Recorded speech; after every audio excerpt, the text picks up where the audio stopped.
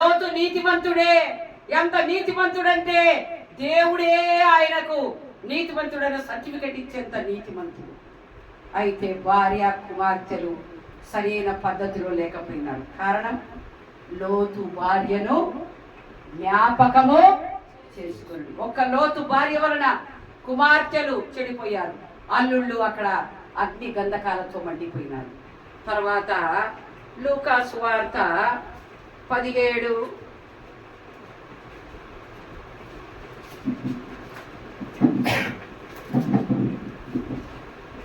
లూకా సువార్త 17వ అధ్యాయము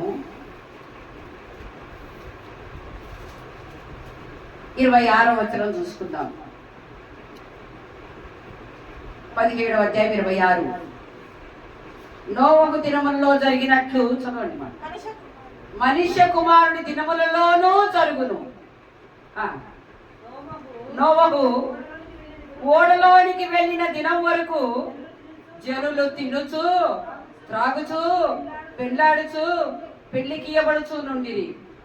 అంతలో జలప్రళయం వచ్చి వారిని అందరినీ నాశనం చేసెను. చదువుమా. లోతు దినముల్లో జరిగినట్టు జరుగును. జనులు తినుచు త్రాగుచు కొనుచు అమ్ముచు నారు నాటుచు ఇండ్లు కట్టుచు నుండి. చాలు, నోవహు దగ్గరికి వెళ్దాం మనం. 6వ అధ్యాయం, ఆది కాండము 6వ అధ్యాయానికి వెళ్దాం. We have to make the comparative study. లోతు నోవహు ఇద్దరిని మనం కంపేర్ చేసి చదువుకుందాం. 6వ అధ్యాయము 9వ వచనం చూసుకుందాం. నోవహు వంశావళి ఇదే. నోవహు నీతిపరుడును తన తరములో నిందారహితుడై ఉండెను. నోవహు దేవునితో కూడా నడిచిన వాడు. షేము హాము యాబేతను ముగ్గురు కుమారులను నోవహు కనెను. భూలోకము దేవుని సన్నిధిని చెడిపోయి ఉండెను.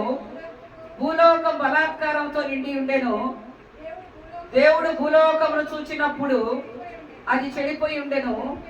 భూమి మీద సమస్త శరీరులు తమ మార్గమును చెరిపేసుకుని ఉండిరి. అప్పుడు ప్రభు చెప్తున్నాడు ఏమని?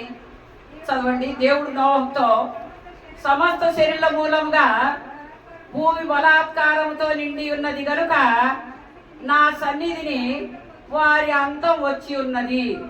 ఇదిగో వారిని భూమితో కూడా నాశనము చేయుదును.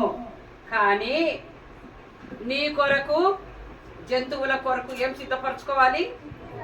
చితిసారపు మానుతో నీ కొరకు ఓడను చేసుకొను. అరలు పెట్టి ఆ ఓడను చేసి లోపటను వెలుపటను దాని కీలుపు ఇవన్నీ చేయవలసిన విధానం ఇది. ఇన్ని మూరలు, ఇంత ఎత్తు, ఇంత వెడల్పు, ఇంత పొడుగు, ఈ కిటికీలు ఇక్కడ ఉంచవలను, తలుపు ఇక్కడ ఉంచవలను, పై అంతస్తు కింద అంతస్తు, అంతస్తులుగా దాన్ని చేయవలను. భూమి మీద జల ప్రవాహం వచ్చినప్పుడు మీరు ఏమని ఉంది అక్కడ? 18వ వచనం చూద్దాం. జల ప్రవాహం వచ్చి అందరినీ నేను లోకమందున సమస్తమును చనిపోవును. అయితే నీతో నా నిబంధన స్థిరపరచుదును. నీవును నీతో కూడా నీ కుమారులను నీ భార్యయు నీ కోడళ్ళను ఆ ఓడలో ప్రవేశింపవలెను. ప్రవేశించినారా లేదండి? ప్రవేశించినారా లేదా? లోతు నీతిమంతుడే, నోవహు నీతిమంతుడే. అయితే లోతు భార్య ఏం చేసిందండి? తన కుటుంబాన్ని రక్షించుకోలేక పోగొట్టుకున్నది. చాలా ఇప్పటికి కూడా చాలా మంది అడిగేది అది. వారి కుమార్తెలు చేసిన పనిని పరిశుద్ధ గ్రంథంలో రాశారే, ఇంత ఘోరమైన పని చేశారే అని ఒక ఆస్పదము కలగజేసినారు లోతు కుమార్తెలు. దీనికి అంతటి కారణం లోతు భార్యను జ్ఞాపకం చేసుకోండి. జాగ్రత్త. తమ పిల్లలు సరైన పద్ధతిలో పెంచలేదు. ఇంకా ద్వితీయోపదేశకాండం 6వ అధ్యాయంలో ఏముంది? వారు కూర్చుండుట, వారు లేచుట, వారు నిలవబడుట, ఎప్పుడు దేవుని వాక్యం వారితో వాళ్ళు ముచ్చటించవలెను. ఈ ధర్మశాస్త్రం మొదట మీ హృదయంలో ఉండవలెను, తర్వాత మీ కుమార్తెలతోనూ మీ కుమారులతోనూ వారు లేచినప్పుడు మాట్లాడండి, కూర్చున్నప్పుడు మాట్లాడండి, పడుకున్నప్పుడు మాట్లాడండి. ఒరే రాత్రికి నేను బతుకుతానో నువ్వు బతుకుతావో లేదో వాక్యం చదువుకోరా, ప్రార్థన చేసుకోరా. మళ్ళీ లేచినప్పుడు మళ్ళీ పరిగెత్తుకోవాలా. ఒరే దేవుడు ఈరోజు జీవం ఇచ్చినాడు, మనకు స్తుతి చెల్లిస్తాం, హల్లెలూయా. ఇవి నేర్పాలి. కానీ లోతు భార్య ఇవేమి నేర్పక తను తాను ఉప్పు స్తంభం అయిపోయి ఎందుకు పనికి రాకుండా అయిపోయింది. తన కుటుంబాన్ని చల్లా చెదురు చేసుకుంది. ఇక్కడ నోవహు భార్యను జ్ఞాపకం చేసుకున్నాం. ఆమె పేరు రాయబడలేదు, నోవహు భార్య పేరు కూడా రాయబడలేదు. కానీ నోవహు భార్య ఆ ఓడ ఎన్ని సంవత్సరాలు కట్టాడో మనకు తెలియదు. పొద్దంతా డ్యూటీనేయ్యా నువ్వు పోయేది, ఇంటిని పట్టించుకో, ఇంతేనా, ఇంకా ఓడ చేసుకుంటాడే నీ పని అనింటే ఆమె ఓడలో ప్రవేశించేది కాదు. అన్ని అంతస్తులు, అన్ని అరలు, అన్ని కట్టాలి అంటే ఒకదారు కాదు, ఒక సంవత్సరం కాదు, ఎన్ని సంవత్సరాలు పట్టిందో. నోవహు భార్య ఎంత ఓర్పు గలది, ఎంత జ్ఞానము గలది.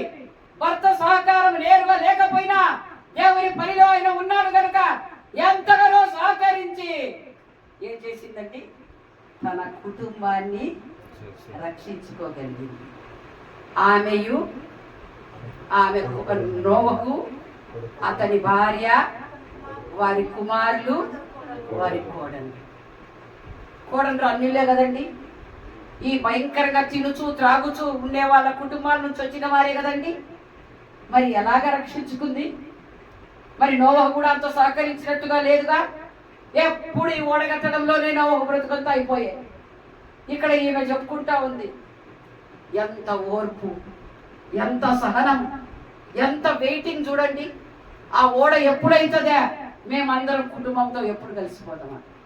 ఈ మాట ఎందుకు గుర్తొచ్చిందంటే ఇజ్రాయెల్ అన్నగారి ఇల్లు చూస్తే నాకు అది గుర్తొచ్చి ఈ వాక్యం వచ్చింది. హల్లెలూయా, చప్పట్టుకుందాం ఒకసారి. లోపలికి పోతే అన్నారు, నాకేం దిగుదలే, ఏంది ఇది అని నాకు అర్థం కాలేకొచ్చి. అప్పుడు అమ్మాయి చెప్తుంది, మేమంతా ఉమ్మడి కుటుంబం ఆంటీ అన్నది. హల్లెలూయా, ఎంత ఆశీర్వదింపబడిన కుటుంబం. ఇక్కడ కూర్చొని వాక్యం వింటున్నా మనం ఎంత ఆశీర్వదింపబడిన వారం అండి.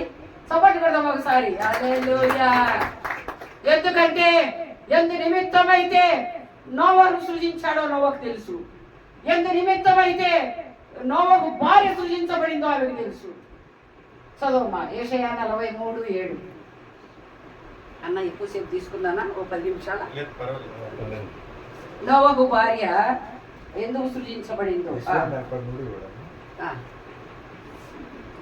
7వ వచనం. నా మహిమ నిమిత్తము నేను సృజించిన వారిని చాలు బ్రదర్. ఎందుకండి దేవుడు మనం సృజించాడు, ఆయన మహిమ కొరకు సృజించాడు. That is the reason why we are created by God. ఎందుకు మనం సృజించబడ్డామో 21వ వచనంలో కూడా ఉంది. నా నిమిత్తము నేను నిర్మించిన నా జనులు నా స్తోత్రమును ప్రచురము చేయుదురు. This is the reason why God has created us. కొంతమంది చెప్తారు కదా, ఈ క్రిస్టియన్స్ కు బుద్ధి లేదు, సిగ్గు లేదు, ఏం లేదు, ఎప్పుడు చూసినా మేము వచ్చి అంటే కూడా మళ్ళా వచ్చి వాక్యం చెప్తారు. ఎన్నిసార్లన్నా అన్ని ఉమ్మి విని చూసుకొని మళ్ళీ చెప్పాల్సిందే కదా. ఇంకా మా అక్కయ్య నా మీద కేసులు పెడతా ఉంటుంది ఎప్పుడు. నేను చెప్పిన ఇన్స్పెక్టర్తో, సార్ ఇన్నిసార్లు బెయిల్ తెచ్చుకోలేదు సార్, నన్ను జైల్లో పెట్టు సార్. ఎందుకంటే ఈ కష్టపడకుండా ఇంట్లో ఉంటే చాలా పనులు నాకు చెప్పనీకి కాదులే. వాళ్ళు వచ్చి వంట చేసి పంపించమంటారు, వీళ్ళు ఆ పని చేయమంటారు, వీళ్ళు హాస్పిటల్ కాడికి రమ్మంటారు. ఇవన్నీ పనులు బదులు ఊరికే కూర్చొని ఉట్టి పూరికి అన్నాను తింటే పోదు. ఆడ మళ్ళీ వాక్యం చెప్తాంటే వాళ్ళనన్నా రక్షించినట్టు అవుతుంది అంటే పోమ్మా, నిన్నేది జైల్లో వేసేది. దేనికైనా సిద్ధం. హల్లెలూయా. ఆ రోజులు వస్తాయి, తప్పకుండా వస్తాయి. మన ఓర్పుతో నేర్పుతూ ఉండాలి. నోవహు భార్య పేరు లేదు, నాకు పేరే లేదే. ఇంత పని చేస్తా అంటే నేను ఎంత సహకరించినా తెలుసునా, క్యారియర్ కట్టి నోవాకు పంపిస్తా అంటే నేదేవా నా పేరే రాయకపోతే ఏడిస్తే అవుతుందా? ఎంత ఓర్పుతో ఎదురు చూసింది, ఎంత నేర్పుతో పిల్లలకు నేర్పించింది. తండ్రి ఎంతసేపు ఆ పనిలో మునిగిపోయి ఉంటే ప్రభు చెప్పే కొలతలు కొలుసుకుంటా వాటిని చెక్కుకుంటా వాటిని ఎంత వాళ్ళందరూ అపోజిస్తున్నారు, ఎంతో ఎగతాళి చేస్తున్నారు. పైనుంచి వర్షం పడుతుంది, అదెట్లా పడుతుంది? ఎంతో మంది అంటున్నారు కదా యేసు ప్రభు ఎలాగొస్తాడు, ఆయన వస్తాడా? అప్పుడు నోవహు కాలంలో ఏమని అడిగారు? వర్షం పడుతుందా పైనుంచి? కింద నుంచే కదా నీరు ఉబికేది. అన్నప్పుడే ఏమైందండి, 40 రోజులు ఆకాశపు వాకిళ్ళు విప్పబడి ప్రచండమైన వర్షము కురిసింది. 40 రోజులు భయంకరం. ఆ భయంకరం తప్పించుకొనడానికే నోవహు భార్య కన్నీటితో ప్రార్థన చేసిందో, పాటలు పాడిందో, వాక్యం చదివిందో, వారికి బోధించిందో, ఏడ్చిందో, ఏం చేసిందో మనకు తెలియదు. మొత్తానికి కుటుంబాన్ని అంతా రక్షించింది. చప్పట్లు కొడదాం ఒకసారి. అంతేకాదు ఇంకా ఏం చేయాలో చూడండి. ఇంకా 20 చూడండి, మరీ ఘోరం. 20 నుంచి 27 చదువుమా. ఇదే 6 ఆదికాండం 6:20-21. నీవు వాటిని బ్రతికించి ఎంచుకొనుటకై వాటి జాతుల ప్రకారము పక్షులలోను, వాటి జాతుల ప్రకారము జంతువులలోను, వాటి జాతుల ప్రకారము నేలను ప్రాకు వాటన్నిటిలోను ప్రతి జాతిలో 2 చొప్పున నీ యొద్దకు వచ్చును. మరియు తినుటకు నానా విధములైన ఆహార పదార్థములు కూర్చుకొని, ఇది మరీ ఘోరం. జొమాటో ఉందా? ఏంటి ఇంకా వస్తాయి చూడ, ఏంటి స్విగ్గీ ఉందా? ఏమన్నా ఉన్నాయా? ఈ ఎంత ఆహారం చేయాల్సింది ఎవరండి? నోవహు భార్య. ఆయన ఓడ చెక్కుతా అంటే ఈమె ఆహారం సిద్ధపరుస్తుంది. ఏ జంతువు ఏమేం కావాలో అన్ని లెక్క పెట్టి సిద్ధపరుస్తా ఉంది. ఎన్ని రోజులకు? 40+. మళ్ళీ ఎన్ని రోజులకు? అన్ని రోజుల వరకు ఆహారం అన్ని జంతువులకు సిద్ధపరిచే భారము నోవహు భార్య మీద వచ్చింది. విసుక్కునేదా? నీకు క్యారియర్ పంపించేదే గొప్ప అంటే మళ్ళా జతలు ఏనుగులతో సహా, ఒంటెలతో సహా, మొసళ్ళ కాడి నుంచి అన్నిటికీ నేను పెట్టాలంటే ఏం నాకు ఇదేరా? మా అమ్మగారు ఉండిపోతా సుమేను. మా అమ్మ కట్టం ఇచ్చింది చాలక నువ్వు ఇవన్నీ నా పని చేస్తావు. నేను ఏమే చదివింది నీకు తెలుసు? అన్నీ తెలుసు ప్రభువు. అయితే లోబడి ఉంది, అప్పుడు ఘనత వస్తుంది. ఈరోజు నోవహు భార్యను జ్ఞాపకం చేసుకుంటున్నామంటే అది ఎంత ఘనత చూడండి. నోవహు భార్య ఎంత ఓర్పుతో, నేర్పుతో, ఎంత కాలం, ఎట్లాంటి వాళ్ళ మధ్య. నోవహు పోయి సముద్ర తీరానా దాన్ని తయారు చేసుకుంటున్నాడు. ఈమె ఎవరి మధ్య ఉంది? తినచ్చు, త్రాగుచు, పెళ్లికిచ్చుచు, నారు నాటుచు, ఇల్లు కట్టుచు ఉండే అన్యాయమైన ప్రజల మధ్య జీవిస్తుంది. అప్పుడు లోతు కుటుంబము ఒక సొదమలోనే ఆ పాపం ఎక్కువ. ఇప్పుడు నోవహు భార్య ఉండే స్థలం ఎట్లా ఉంది? ప్రపంచమంతటా పాపమే. ఆ ఒక్క ఊర్లో ఉండే దోషాన్ని తప్పించుకోలేక లోతు భార్య నశించిపోయింది. దేవుని మాట వినలేకపోయింది. చూడవద్దన్న ఆ ప్రదేశాన్ని వెనక్కి తిరిగి చూసింది. దేవుని ఆజ్ఞను అతిక్రమించింది.